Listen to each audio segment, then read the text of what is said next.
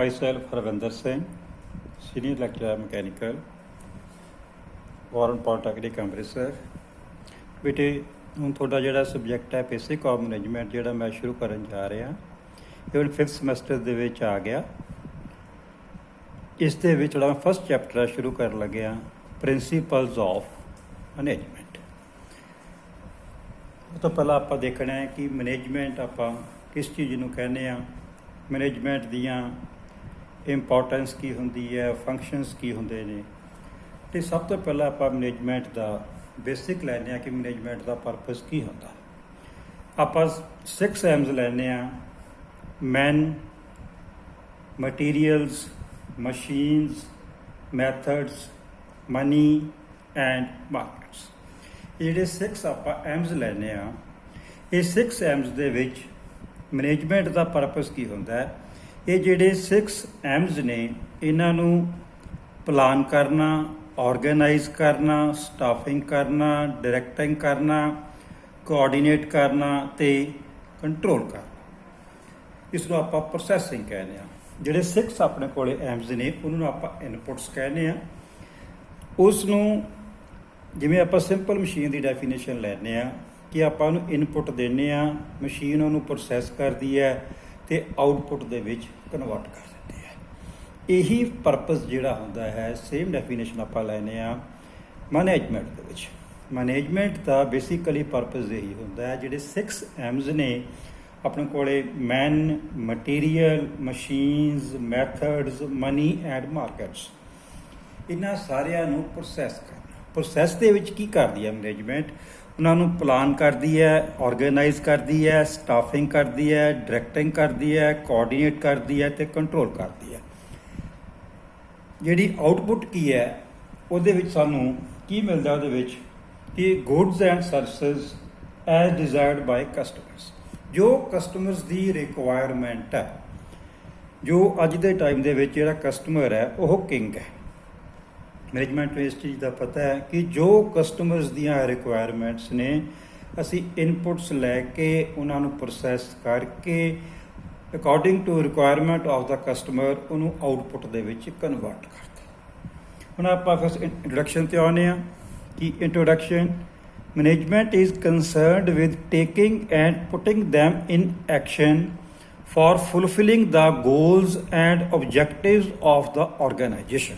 ਕਿ ਤੁਹਾਨੂੰ ਪਹਿਲਾਂ ਦੱਸਿਆ ਕਿ ਮੈਨੇਜਮੈਂਟ ਦਾ ਕੀ ਪਰਪਸ ਹੁੰਦਾ ਹੈ ਕਿ ਜਿਹੜੇ ਇਨਪੁਟਸ ਲੈ ਕੇ ਜਿਹੜੇ ਆਪਾਂ 6 M's ਤੁਹਾਨੂੰ ਮੈਂ ਦੱਸੇ ਨੇ ਉਹਨਾਂ ਨੂੰ ਪ੍ਰੋਸੈਸ ਕਰਨਾ ਅਤੇ ਉਹਨਾਂ ਨੂੰ ਕਸਟਮਰਸ ਦੀ ਰਿਕੁਆਇਰਮੈਂਟ ਦੇ ਅਕੋਰਡਿੰਗ ਜਾਂ ਆਰਗੇਨਾਈਜੇਸ਼ਨ ਹੈ ਜਿਹੜੀ ਉਹਦਾ ਕੀ ਗੋਲ ਹੈ, ਉਹਦੇ ਕੀ ਓਬਜੈਕਟਿਵਸ ਨੇ, ਉਹਦੇ ਅਕੋਰਡਿੰਗ ਇਹਨਾਂ ਨੂੰ ਆਊਟਪੁੱਟ ਦੇ ਵਿੱਚ ਕਨਵਰਟ ਕਰ ਦੇਣਾ। ਕਿ ਆਪਾਂ ਲੈਂਦੇ ਹਾਂ WF ਟੇਲਰ, ਜਿਹੜਾ ਮੈਨੇਜਮੈਂਟ ਦਾ ਆਪਾਂ ਗੁਰੂ ਕਹਿੰਦੇ ਹਾਂ। ਬਹੁਤ ਜ਼ਿਆਦਾ ਡੈਫੀਨੇਸ਼ਨਸ ਨੇ ਮੈਨੇਜਮੈਂਟ ਦੀਆਂ।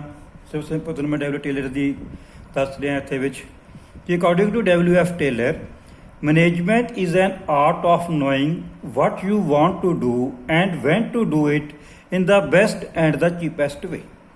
WF ਟੇਲਰ ਨੇ ਕਿਹਾ ਹੈ ਕਿ management is art of knowing what you want to do. ਜੇ ਤੁਹਾਡੇ ਕੋਲ ਇਨਪੁਟਸ ਨੇ ਉਹਨਾਂ ਦੇ ਵਿੱਚ ਤੁਸੀਂ ਕਿਹੜੇ ਕਿਹੜੇ ਯੂਜ਼ ਕਰਨਾ ਚਾਹੁੰਦੇ ਹੋ, ਉਹਨਾਂ ਨੂੰ ਤੁਸੀਂ ਕਿਸ ਤਰ੍ਹਾਂ ਐਕਸਪਲੋਇਟ ਕਰ ਸਕਦੇ ਹੋ ਅਤੇ ਆਊਟਪੁੱਟ ਦੇ ਵਿੱਚ ਮੈਕਸਿਮਮ ਪ੍ਰੋਫਿਟ ਕਿਸ ਤਰ੍ਹਾਂ ਕੰਪਨੀ ਨੂੰ ਦੇ ਸਕਦੇ ਹੋ। Next is importance of management. First is to achieve group objectives. Second, to optimise utilisation of resources. ਜਿਹੜੇ ਆਪਣੇ ਕੋਲ ਰਿਸੋਰਸਿਸ ਨੇ 6 M's ਦੀ ਆਪਾਂ ਗੱਲ ਕੀਤੀ ਹੈ, ਉਹਨਾਂ ਨੂੰ ਘੱਟ ਤੋਂ ਘੱਟ ਯੂਜ਼ ਕਰਨਾ ਹੈ। To minimize cost. ਅੱਜ ਦੇ ਟਾਈਮ ਦੇਖੋ ਕੰਪੀਟੀਸ਼ਨ ਦਾ ਟਾਈਮ ਹੈ। ਜੇ ਆਪਾਂ ਪ੍ਰੋਡਕਟ ਦੀ ਕਾਸਟ ਇਨਕਰੀਜ਼ ਕਰ ਜਾਏਗੀ ਮਾਰਕੀਟਿੰਗ ਦੇ ਵਿੱਚ ਬਹੁਤ ਵੱਡੀ ਪ੍ਰੋਬਲਮ ਆਏਗੀ। Fourth point is to increase profits. ਜਿਹੜੇ ਆਰਗੇਨਾਈਜੇਸ਼ਨ ਦੇ ਪ੍ਰੋਫਿਟਸ ਨੇ ਉਹਨਾਂ ਨੂੰ ਇਨਕਰੀਜ਼ ਕਰਨਾ। Provides innovation. ਅੱਜ ਦਾ ਟਾਈਮ ਹੈ ਜਿਹੜਾ ਇਹ ਇਨੋਵੇਸ਼ਨ ਦਾ ਟਾਈਮ ਹੈ। ਪ੍ਰੋਡਕਟਸ ਨੇ ਜਿਹੜੇ ਬਹੁਤ ਜ਼ਿਆਦਾ ਛੇਤੀ ਮਾਰਕੀਟ ਦੇ ਵਿੱਚ ਚੇਂਜ ਹੋ ਰਹੇ ਨੇ। ਮੈਨੇਜਮੈਂਟ ਨੂੰ ਇਸ ਚੀਜ਼ ਦਾ ਖਾਸ ਖਿਆਲ ਰੱਖਣਾ ਪਵੇਗਾ ਕਿ ਸਾਡੇ ਕੋਲ ਇਨੋਵੇਟਿਵ ਆਈਡੀਆਜ਼, ਨਵੇਂ ਆਈਡੀਆਜ਼ ਨੂੰ ਆਪਾਂ ਨੂੰ ਮਾਰਕੀਟ ਦੇ ਵਿੱਚ ਲੈ ਕੇ ਆਉਣਾ ਪਏਗਾ। ਨੈਕਸਟ ਅੱਗੇ ਜੋ ਦੱਸਿਆ ਕਿ ਪ੍ਰੋਸੈਸ, ਜਿਹਨੂੰ ਆਪਾਂ ਫੰਕਸ਼ਨਸ ਕਹਿੰਦੇ ਹਾਂ ਕਿ ਫੰਕਸ਼ਨਸ ਕੀ ਨੇ ਮੈਨੇਜਮੈਂਟ ਦੇ। Functions of management The 6 basic functions of management can be applied in all over the world. ਜਿਹੜੇ 6 ਜਿਹਨੂੰ ਆਪਾਂ ਪ੍ਰੋਸੈਸਿੰਗ ਮੈਂ ਕਿਹਾ ਕਿ ਇਨਪੁਟ ਨੇ 6 ਐਮਸ ਨੇ ਜਿਹਨੂੰ ਆਪਾਂ ਨੇ ਪ੍ਰੋਸੈਸ ਕਰਨਾ ਹੈ ਉਹ ਫੰਕਸ਼ਨ ਹੈ ਮੈਨੇਜਮੈਂਟ ਦਾ। ਬੇਸਿਕ ਹੈ ਆਪਣੇ ਕੋਲੇ planning, organising, staffing, directing, coordinating. 6th is controlling. ਦੇਖੋ ਆਪਾਂ ਫਸਟ ਆਪਾਂ ਕਹਿੰਦੇ ਆ ਕਿ ਪਲਾਨਿੰਗ। ਕੋਈ ਵੀ ਕੰਟਰੀ ਦੇ ਵਿੱਚ ਆਪਾਂ ਦੋ ਤਰ੍ਹਾਂ ਦਾ ਡਿਫਰੈਂਸ ਲੈਂਦੇ ਆ, ਇੱਕ ਡਿਵੈਲਪਿੰਗ ਕੰਟਰੀਜ਼ ਤੇ ਡਿਵੈਲਪ ਕੰਟਰੀਜ਼। ਸਿਰਫ ਉਹਨਾਂ 'ਚ ਬੇਸਿਕ ਡਿਫਰੈਂਸ ਇਹੀ ਹੁੰਦਾ ਹੈ ਕਿ ਉਹਨਾਂ ਦੀ ਜਿਹੜੀ ਪਲਾਨਿੰਗ ਹੈ ਉਹ ਪੂਰ ਹੁੰਦੀ ਹੈ ਤੇ ਜਿਹੜੇ ਡਿਵੈਲਪ ਕੰਟਰੀਜ਼ ਉਹਨਾਂ ਦੀ ਪਲਾਨਿੰਗ ਬਹੁਤ ਜ਼ਿਆਦਾ ਸਟਰੋਂਗ ਹੁੰਦੀ ਹੈ। ਸੈਕੰਡ, ਆਪਣੇ ਕੋਲ ਜਿਹੜੇ ਰਿਸੋਰਸਿਸ ਨੇ ਉਹਨਾਂ ਨੂੰ ਆਰਗੇਨਾਈਜ਼ ਕਰਨਾ। ਜਿਹੜੇ ਵੀ ਕੰਪਨੀ ਦੇ ਕੋਲ ਰਿਸੋਰਸਿਸ ਨੇ, ਮੈਨੇਜਮੈਂਟ ਦਾ ਬੇਸਿਕ ਪਰਪਸ ਕੀ ਹੈ? ਆਰਗੇਨਾਈਜ਼ ਕਰਨਾ।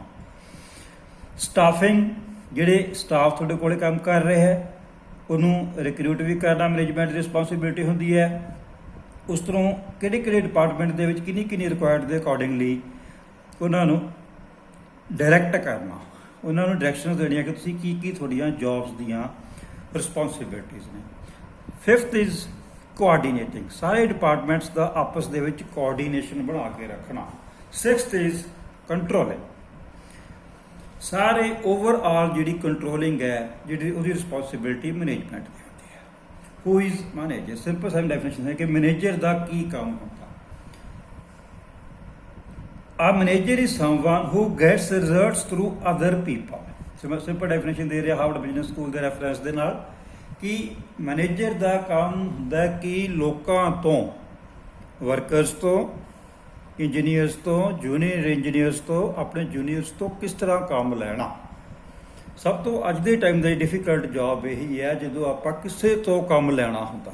ਸਭ ਤੋਂ ਜਿਹੜੀ ਡਿਫਿਕਲਟ ਜੌਬ ਹੈ ਅੱਜ ਦੇ ਟਾਈਮ ਦੇ ਵਿੱਚ, ਜਦੋਂ ਆਪਾਂ ਆਪ ਆਪਣਾ ਕੰਮ ਕਰਨਾ ਹੁੰਦਾ ਹੈ, ਕੰਪੈਰੇਟਿਵਲੀ ਸਿੰਪਲ ਹੈ।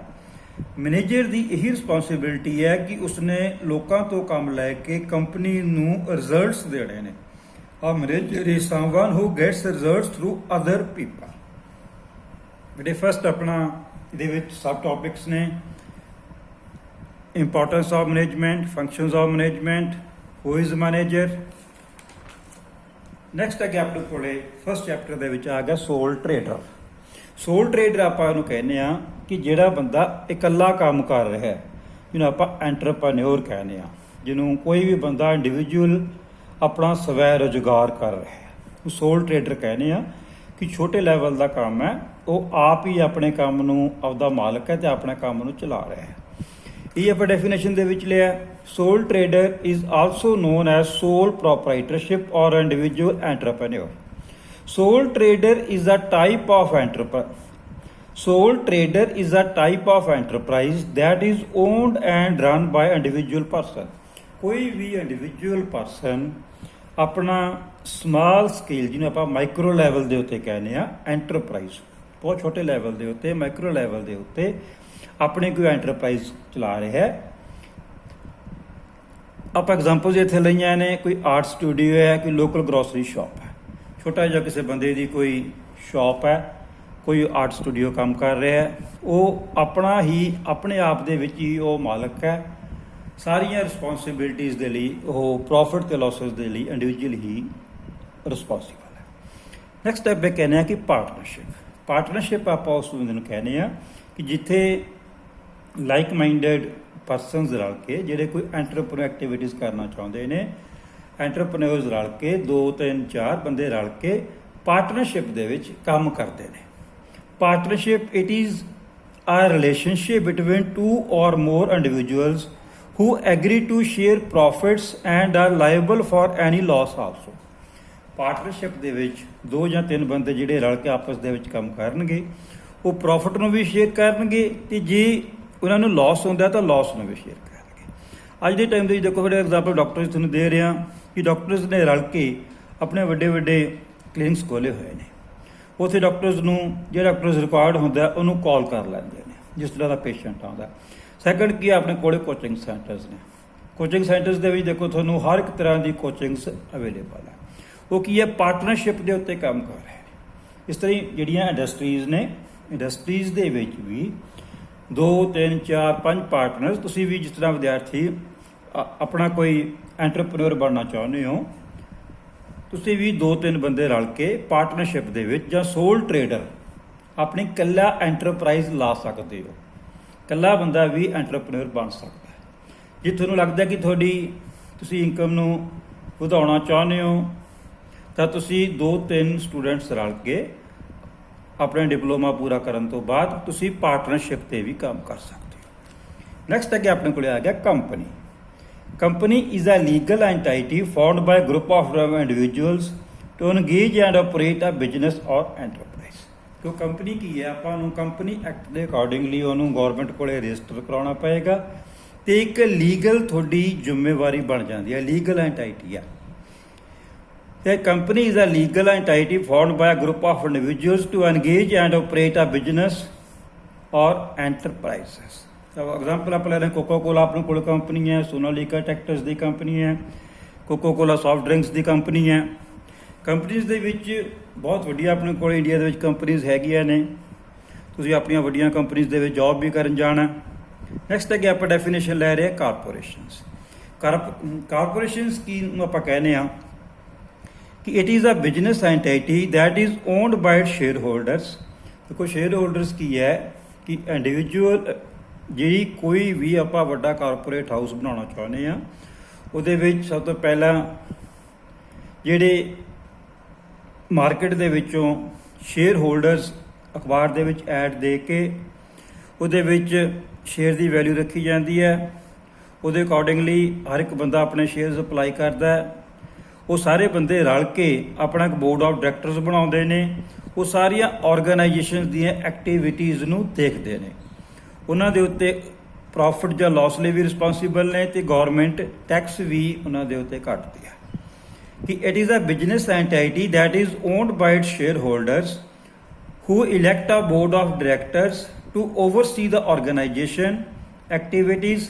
It can make profit, be taxed and can be held legally liable.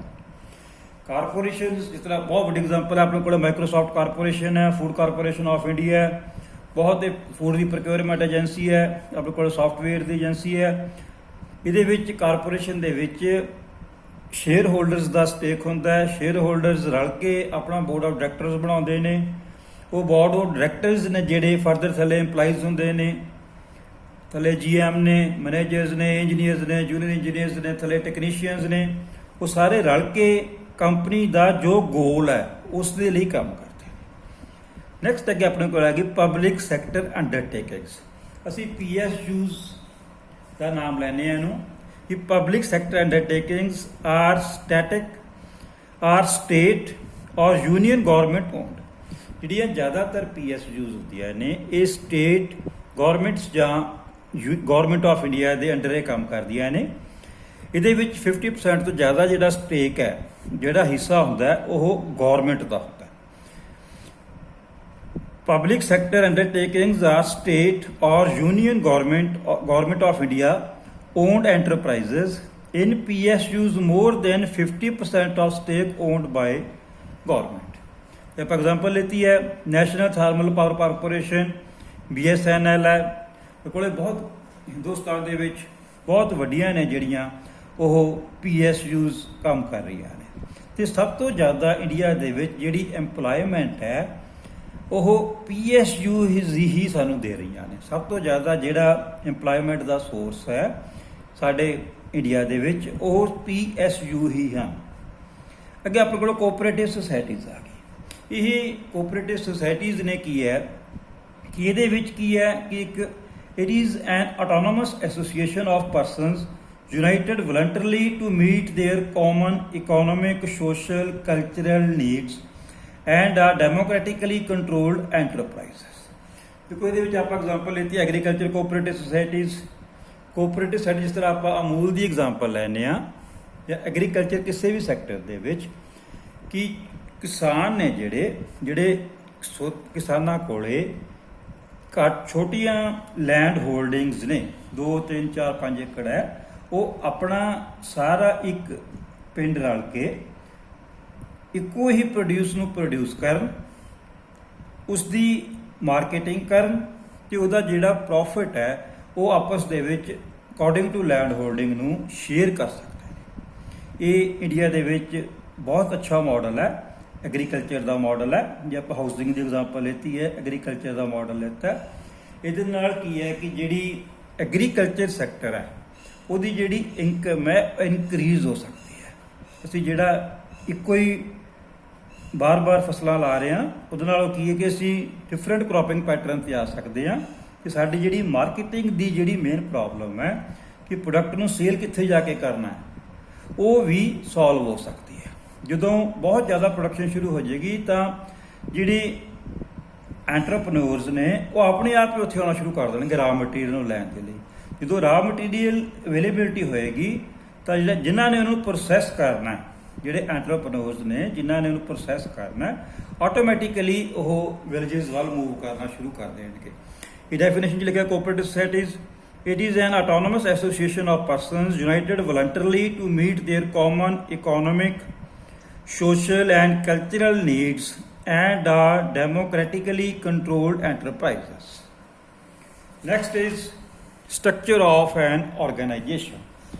ਜਿਹੜੀ organization ਹੈ ਸਾਡੇ ਕੋਲ 4 ਤਰ੍ਹਾਂ ਦੀ organizations ਹੁੰਦੀਆਂ ਨੇ। First is line organization or military organization. Second is staff organization. Third is line and staff organization. Fourth is functional organization. ਜਿਹੜੀ line organisation ਹੈ ਇਸ ਨੂੰ ਆਪਾਂ ਜਿੱਥੇ ਕੋਈ ਮਿਲਟਰੀ ਜਾਂ ਪੁਲਿਸ ਦੇ ਵਿੱਚ ਜ਼ਿਆਦਾ ਯੂਜ਼ ਕਰਦੇ ਆ ਜਾਂ ਜਿੱਥੇ ਆਪਣੇ ਕੋਲੇ ਜਿਹੜੀਆਂ ਐਂਟਰਪ੍ਰਾਈਜ਼ਸ ਨੇ ਉਹ ਛੋਟੀਆਂ ਐਂਟਰਪ੍ਰਾਈਜ਼ਸ ਨੇ ਉੱਥੇ ਆਪਾਂ ਇਹਨਾਂ ਨੂੰ ਯੂਜ਼ ਕਰਦੇ ਆ ਕਿਉਂਕਿ ਜਿਹੜੀ ਆਪਾਂ ਟਰਮ ਯੂਜ਼ ਕਰਦੇ ਆ ਅਥਾਰਟੀ ਐਂਡ ਰਿਸਪੌਂਸਿਬਿਲਿਟੀ। ਜਿਹੜੀ ਅਥਾਰਟੀ ਹੁੰਦੀ ਹੈ ਉਹ ਟੌਪ ਤੋਂ ਚੱਲਦੀ ਹੈ ਤੇ ਥੱਲੇ ਨੂੰ ਜਾਂਦੀ ਹੈ, ਰਿਸਪੌਂਸਿਬਿਲਿਟੀ ਥੱਲੋਂ ਉੱਪਰ ਨੂੰ ਜਾਂਦੀ ਹੈ। ਇਹ ਆਪਾਂ ਡੈਫੀਨੇਸ਼ਨ 'ਚ ਲਿਖ ਰਹੇ ਹਾਂ ਕਿ ਲਾਈਨ ਆਰਗੇਨਾਈਜੇਸ਼ਨ ਕੀ ਹੈ। In this type of organization, authority flows from top to bottom and responsibility from bottom to top. In this, only one boss for all subordinates and best suited for small organizations and disciplined forces, army and police. ਦੇਖੋ army ਦੇ ਵਿੱਚ commanding officer ਹੈ, police ਦੇ ਵਿੱਚ DGP ਹੈ। Top ਤੋਂ order ਨੇ ਆਉਣਾ ਤੇ ਨੀਚੇ ਤੱਕ ਸਾਰਿਆਂ ਨੇ ਹੀ ਉਹਨਾਂ ਨੂੰ ਫਾਲੋ ਕਰਨਾ। ਇਸ ਤਰ੍ਹਾਂ ਛੋਟਾ ਆਪਣੇ ਕੋਲ ਐਂਟਰਪ੍ਰਾਈਜ਼ ਹੈ। ਛੋਟੇ ਐਂਟਰਪ੍ਰਾਈਜ਼ ਦੇ ਵਿੱਚ ਉਹ ਬੰਦਾ ਖੁਦ ਮਾਲਕ ਹੈ, ਸਾਰੇ ਡਿਸੀਜਨਸ ਉਹਨੇ ਆਪ ਲੈਣੇ ਨੇ, ਸਾਰੀਆਂ ਐਕਟੀਵਿਟੀਜ਼ ਉਹਨੇ ਆਪ ਦੇਖਣੀਆਂ ਨੇ। ਜਦੋਂ ਉਹਨੇ ਸਾਰੀਆਂ ਐਕਟੀਵਿਟੀਜ਼ ਆਪ ਦੇਖਣੀਆਂ ਨੇ ਤਾਂ ਜਿਹੜੀ ਅਥਾਰਟੀ ਟੌਪ ਤੋਂ ਮੂਵ ਕਰਦੀ ਹੈ ਤੇ ਥੱਲੇ ਵੱਲ ਨੂੰ ਉਹ ਜਾਂਦੀ ਹੈ। ਤਾਂ ਇੱਥੇ ਲਾਈਨ ਡਾਇਗਰਾਮ ਡਰਾ ਕੀਤੀ ਹੈ ਕਿ ਜਨਰਲ ਮੈਨੇਜਰ ਹੈ, ਜਨਰਲ ਮੈਨੇਜਰ ਥੱਲੇ ਫਿਨਾਂਸ ਮੈਨੇਜਰ ਹੈ, ਮਾਰਕੀਟਿੰਗ ਮੈਨੇਜਰ ਹੈ, ਪਰਸੋਨਲ ਮੈਨੇਜਰ ਹੈ। ਇਹ ਥੱਲੇ ਸਪੋਰਟਿੰਗ ਸਟਾਫ ਹੈ, ਸਪੋਰਟਿੰਗ ਸਟਾਫ ਹੈ, ਸਪੋਰਟਿੰਗ ਸਟਾਫ ਹੈ, ਪ੍ਰੋਡਕਸ਼ਨ ਮੈਨੇਜਰ ਹੈ। ਇਹ ਥੱਲੇ ਫੋਰਮੈਨਸ ਨੇ, ਵਰਕਰਸ ਨੇ, ਫੋਰਮੈਨ ਹੈ, ਵਰਕਰਸ ਨੇ, ਫੋਰਮੈਨ ਹੈ, ਵਰਕਰਸ ਨੇ। ਪਰ ਓਵਰਆਲ ਜਿਹੜਾ ਰਿਸਪੌਂਸੀਬਲ ਬੰਦਾ ਜਿਹਨੂੰ ਆਪਾਂ ਉਹ ਜਨਰਲ ਮੈਨੇਜਰ ਆ। ਸਾਰੀਆਂ ਜਿਹੜੀਆਂ ਮੇਨ ਰਿਸਪੌਂਸਿਬਿਲਟੀਜ਼ ਨੇ ਉਹ ਸਾਰੀਆਂ ਜਨਰਲ ਮੈਨੇਜਰ ਦੀਆਂ ਨੇ। ਜਨਰਲ ਮੈਨੇਜਰ ਹਰ ਇੱਕ ਡਿਪਾਰਟਮੈਂਟ ਦੇ ਲਈ ਇੰਡੀਵਿਜੂਅਲ ਰਿਸਪੌਂਸੀਬਲ ਹੈ। ਲਾਈਨ ਆਰਗੇਨਾਈਜੇਸ਼ਨ ਦੇ ਵਿੱਚ ਆਪਾਂ ਇਹੀ ਕਿਹਾ ਕਿ ਜਿਹੜੀ ਅਥਾਰਟੀ ਹੈ ਉਹ ਟੌਪ ਤੋਂ ਬਾਟਮ ਵੱਲ ਜਾਂਦੀ ਹੈ ਤੇ ਜਿਹੜੀ ਰਿਸਪੌਂਸਿਬਿਲਿਟੀ ਹੈ ਉਹ ਬਾਟਮ ਤੋਂ ਟੌਪ ਵੱਲ ਜਾਂਦੀ ਹੈ। ਨੈਕਸਟ ਅੱਗੇ ਆਪਣੇ ਕੋਲ ਆ ਗਈ ਸਟਾਫ ਆਰਗੇਨਾਈਜੇਸ਼ਨ।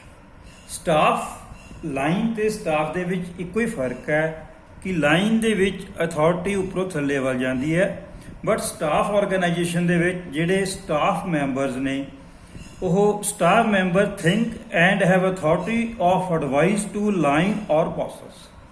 ਜਿਹੜੇ ਸਟਾਫ ਆਰਗੇਨਾਈਜੇਸ਼ਨਸ ਦੇ ਵਿੱਚ ਜਿਹੜੇ EMPLOYEES ਕੰਮ ਕਰ ਰਹੇ ਨੇ ਬੌਸ ਦੇ ਨੀਚੇ, ਆਪਣੇ GM ਨੀਚੇ ਜਾਂ ਆਪਣੇ MD ਦੇ ਨੀਚੇ, ਉਹ ਸਿੰਪਲ ਆਪਣੀ ਐਡਵਾਈਸ ਦੇ ਸਕਦੇ ਨੇ ਆਪਣੀ ਉਸ ਪ੍ਰੋਡਕਸ਼ਨ ਨੂੰ ਇਨਕਰੀਜ਼ ਕਰਨ ਦੇ ਲਈ। ਵਰਕਰਸ ਨੂੰ ਕੋਈ ਆਪਾਂ ਨੇ ਐਕਟੀਵਿਟੀ ਨੂੰ ਚੇਂਜ ਕਰਨਾ ਹੈ ਉਹਦੇ ਲਈ ਆਪਣੀ ਐਡਵਾਈਸ, ਕਿਸੇ ਵੀ ਮਾਰਕੀਟਿੰਗ ਨੂੰ ਚੇਂਜ ਕਰਦੇ ਆਪਣੀ ਐਡਵਾਈਸ ਦੇ ਸਕਦੇ ਨੇ। Staff members have no fixed responsibility. Staff members has only power to recommend his viewpoint. Line organisation ਦੇ ਵਿੱਚ ਜਿਹੜਾ ਬੌਸ ਹੁੰਦਾ ਹੈ ਉਹ ਆਲ ਪਾਵਰਫੁਲ ਹੁੰਦਾ। ਸਟਾਫ ਆਰਗੇਨਾਈਜੇਸ਼ਨ ਦੇ ਵਿੱਚ ਜਿਹੜੇ ਮੈਂਬਰਸ ਹੁੰਦੇ ਨੇ ਉਹਨਾਂ ਕੋਲੇ ਸਿਰਫ ਇੰਨੀ ਕੁ ਅਥਾਰਟੀ ਹੁੰਦੀ ਹੈ ਕਿ ਉਹ ਐਡਵਾਈਸ ਦੇ ਸਕਦੇ ਨੇ ਆਪਣੀ, ਤੇ ਉਹਨਾਂ ਦੀ ਕੋਈ ਵੀ ਲਾਸਸ ਦੇ ਲਈ ਰਿਸਪੌਂਸਿਬਿਲਟੀ ਨਹੀਂ ਹੁੰਦੀ। ਉਹ ਆਪਣੀਆਂ ਸਿੰਪਲ ਜੋ ਸੁਜੈਸ਼ਨਸ ਨੇ ਉਹ ਆਪਣੇ ਬੌਸ ਨੂੰ ਦੇ ਸਕਦੇ ਨੇ। Staff members in line organisation, staff members think and have authority of advice to line or boss. Staff members have no fixed responsibility. Staff members has only power to recommend his view point. ਜਿਹੜਾ ਉਹਨਾਂ ਦੀ personal opinion ਹੈ, ਕਿਸੇ ਵੀ department ਦੇ ਵਿੱਚ ਉਹ ਕੰਮ ਕਰ ਰਹੇ ਨੇ, ਆਪਣੀ ਪਰਸਨਲ ਓਪੀਨੀਅਨ ਨੂੰ ਲਿਖ ਕੇ ਆਪਣੇ ਬੌਸ ਨੂੰ ਸਿੰਪਲ ਰਿਕਮੈਂਡ ਕਰ ਸਕਦੇ ਨੇ। ਉਹਨੂੰ ਇੰਪਲੀਮੈਂਟ ਕਰਨਾ ਜਾਂ ਨਹੀਂ ਕਰਨਾ ਇਹ ਰਿਸਪੌਂਸਿਬਿਲਟੀ ਸਾਰੀ ਤੁਹਾਡੀ ਬੌਸ ਦੀ ਹੈ, ਜਿਹੜਾ ਤੁਹਾਡਾ ਆਰਗੇਨਾਈਜੇਸ਼ਨ ਦਾ ਹੈਡ ਹੈ। ਦੇਖੋ ਆਪਾਂ ਨੇ ਕੀਤਾ ਕਿ line organisation, second function organisation. Line organisation ਦੇ ਵਿੱਚ ਜਿਹੜੀ ਅਥਾਰਟੀ ਉੱਪਰੋਂ ਥੱਲੇ ਨੂੰ ਆ ਰਹੀ ਹੈ ਕਿ ਜਿਹੜੇ ਥੱਲੇ ਸਟਾਫ ਮੈਂਬਰਸ ਨੇ ਉਹ ਇਨਵੋਲਵ ਨਹੀਂ ਹੋ ਸਕਦੇ। ਸਟਾਫ ਦੇ ਵਿੱਚ ਲਾਈਨ ਮੈਂਬਰਸ ਇਕੱਲਾ ਐਡਵਾਈਸ ਕਰ ਸਕਦੇ ਨੇ, ਉਹ ਡਿਸੀਜ਼ਨ ਨੂੰ ਮੰਨਣਾ ਜਾਂ ਇੰਪਲੀਮੈਂਟ ਕਰਨਾ ਕੋਈ ਬੌਸ ਦੇ ਲਈ ਇਹ ਜ਼ਰੂਰੀ ਨਹੀਂ ਹੈਗਾ। Next is line and staff organization. Third type of organization is line and staff organization. The line maintains discipline and stability. First ਆਪਾਂ ਨੂੰ ਐਕਸਪਲੇਨ ਕੀਤਾ ਹੈ ਕਿ ਲਾਈਨ ਆਰਗੇਨਾਈਜੇਸ਼ਨ ਦੇ ਵਿੱਚ ਉਹਦਾ ਮੇਨ ਪਰਪਸ ਕੀ ਹੁੰਦਾ ਹੈ ਕਿ ਡਿਸਪਲਿਨ ਤੇ ਸਟੇਬਿਲਿਟੀ ਨੂੰ ਮੇਨਟੇਨ ਕਰਨਾ। Staff does all the important work of research, planning, scheduling, establishing standards, recording of performance and gives efficient and economical performance। ਜਿਹੜਾ ਡਿਸਪਲਿਨ ਦਾ ਕੰਮ ਹੈ ਉਹ ਸਿਰਫ ਲਾਈਨ, ਜਿਹੜਾ ਲਾਈਨ ਮੇਨ ਸਟਾਫ ਹੈ ਉਹਦਾ ਕੰਮ ਕੱਲਾ discipline the. The line maintain discipline and stability. ਬਾਕੀ ਜਿਹੜੀਆਂ ਡਿਪਾਰਟਮੈਂਟਲ ਰਿਸਪੌਂਸਿਬਿਲਟੀਜ਼ ਨੇ ਸਾਰੀਆਂ ਡਿਪਾਰਟਮੈਂਟਸ ਦੀਆਂ ਉਹ ਸਟਾਫ ਦੇ ਅੰਡਰ ਆ ਜਾਂਦੀਆਂ ਨੇ। ਇਹਦੇ ਵਿੱਚ ਆਪਾਂ ਨੇ ਚਾਰਟ ਡਰਾ ਕੀਤਾ ਹੈ ਕਿ GM ਹੈ, ਥੱਲੇ ਇੰਡਸਟਰੀਅਲ ਇੰਜੀਨੀਅਰ ਹੈ, ਸਟਾਫ ਮੈਂਬਰ ਨੇ, ਹਿਊਮਨ ਰਿਸੋਰਸ ਮੈਨੇਜਰ ਹੈ, ਇਹ ਥੱਲੇ ਸਟਾਫ ਮੈਂਬਰਸ ਨੇ, ਪ੍ਰੋਡਕਸ਼ਨ ਮੈਨੇਜਰ ਹੈ, ਸੇਲਸ ਮੈਨੇਜਰ ਹੈ, ਫਾਈਨਾਂਸ ਮੈਨੇਜਰ ਹੈ, ਇਹ ਥੱਲੇ ਫੋਰਮੈਨ ਹੈ, ਵਰਕਰਸ ਨੇ, ਸਟਾਫ ਮੈਂਬਰਸ ਨੇ। ਕਿਉਂਕਿ ਬੇਟੇ ਤੁਸੀਂ ਜਿੱਥੇ ਜੌਬ ਕਰਨ ਜਾਣਾ ਹੈ ਉਹ ਜ਼ਿਆਦਾ ਜਿਹੜੀਆਂ ਆਰਗੇਨਾਈਜੇਸ਼ਨਸ ਨੇ ਉਹ ਫੰਕਸ਼ਨਲ ਜਾਂ